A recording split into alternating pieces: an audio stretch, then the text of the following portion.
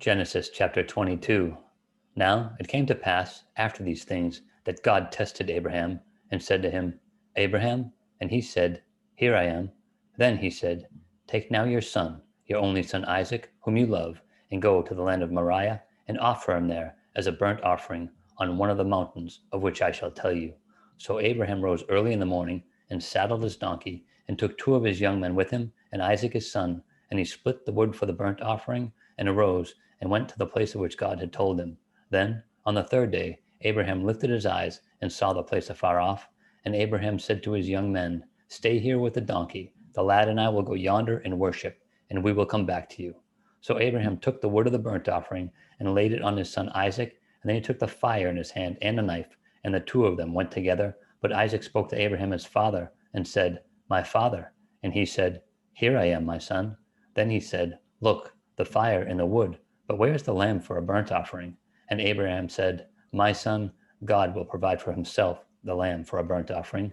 So the two of them went together. Then they came to the place of which God had told them, and Abraham built an altar there, and placed the wood in order. And he bound Isaac his son, and laid him on the altar upon the wood. And Abraham stretched out his hand, and took the knife to slay his son.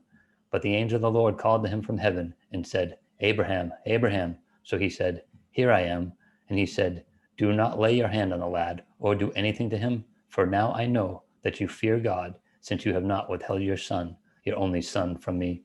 Then Abraham lifted his eyes and looked, and there, behind him, was a ram caught in a thicket by its horns. So Abraham went and took the ram, and offered it up for a burnt offering instead of his son.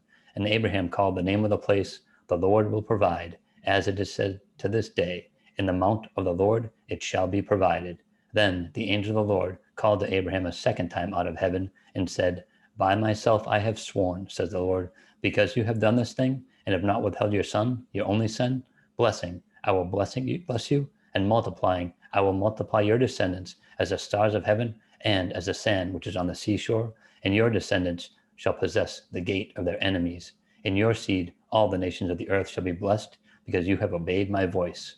So Abraham returned to his young men, and they rose and went together to Beersheba, and Abraham dwelt at Beersheba.